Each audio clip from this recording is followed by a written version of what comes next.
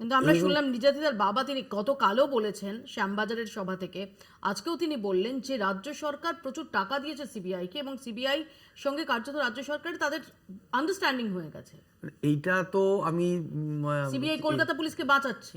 এইবার এই উনাকে কে কে অ্যাডভাইস করছে বা কেন কোন প্রেক্ষিতে উনি এই কথাটা বলছেন তিনি কারণটা উনিই বলতে পারবেন।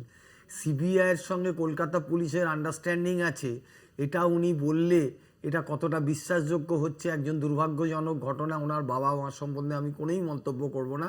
শুধু কালকে আমি একটা, উনি আজকে পুলিশের লাঠিচার্জ খেয়েছেন তার জন্য গতকাল কুণাল ঘোষ একটা প্রেস কনফারেন্স করেছিল, আমি শুধু সেই প্রেস কনফারেন্সটা একটু দেখেন। এর বাবা মাকে কিন্তু সাবধানে রাখবেন। এই বাবা মার কিন্তু ভিড়ের মধ্যে আসা ঠিক হবে না। এই বিজেপিরা নিজেরা কিছু করে এটা নিয়ে ইস্যু করতে পারে, তাদের সম্পূর্ণভাবে রক্ষিত রাখা উচিত, তাদের বাড়ি থেকেই না বেরোনো উচিত। এই ভিড়ের মধ্যে নিয়ে গিয়ে গন্ডগোলে ঠেলে দিয়ে বাবা মাকে, শোকার্ত বাবা মাকে, তাদের আবেগকে বিকৃত করে বিজেপির লোকেরা ধাক্কাধাক্কির মধ্যে ঠেলে দিলে তারপর সব ব্রেকিং চলবে,